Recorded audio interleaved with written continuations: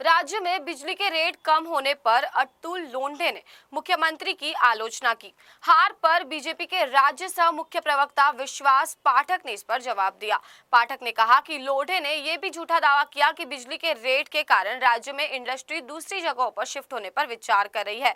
असल में महायुति सरकार विदर्भ, मराठवाड़ा और दूसरे इंडस्ट्रियल रूप से पिछड़े इलाकों में इंडस्ट्री को बिजली के रेट में कैसे छूट दे रही है।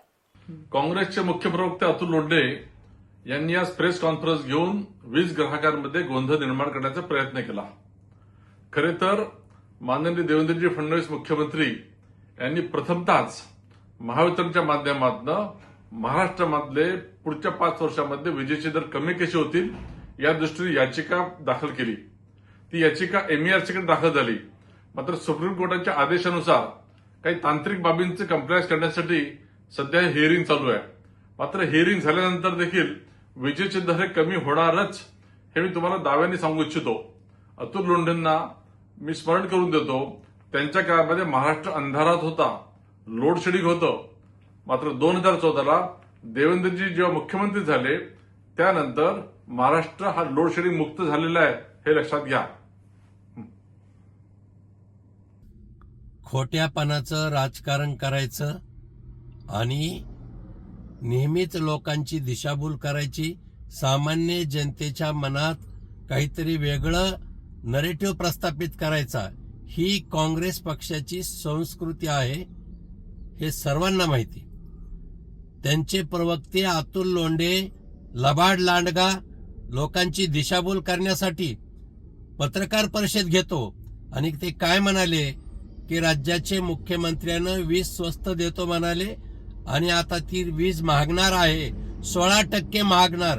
म्हणजे एवढे स्वतः ज्ञानी आहेत। मला त्यांना सांगायचंय की तुमच्या काळामध्ये भारनियम हा शब्द शेतकऱ्यांच्या राशीला चिटकला होता। विजेचे दर सतत वाढत गेले काँग्रेसच्या काळामध्ये, पण 2014 पासून या राज्यामध्ये भारनियम शब्दच बंद झाला। शेतकऱ्यांना मुबलक वीर, शेतकऱ्यांना मोफत वीर, ग्राहकांना वेळेवर वीज पुरवठा हे नियमित चालू आहे। आणि हे लक्षात घ्या की महावितरणनं वीज दर कमी करण्यासाठी याचिका दाखल केलेली। भविष्यात 5 वर्षात सुद्धा विजेचे दर वाढणार नाहीत याचा प्रयत्न स्वतः मुख्यमंत्री करतात आणि तुम्ही नाकानं वांगे सोलता, खोटं बोलता। मला असं वाटतं की काँग्रेस पक्ष रसातळाला जाण्याच्या कारणामागे असे लबाड लांडगे केवळ प्रसिद्धीसाठी खोटं बोलतात, लोकांची दिशाभूल करतात।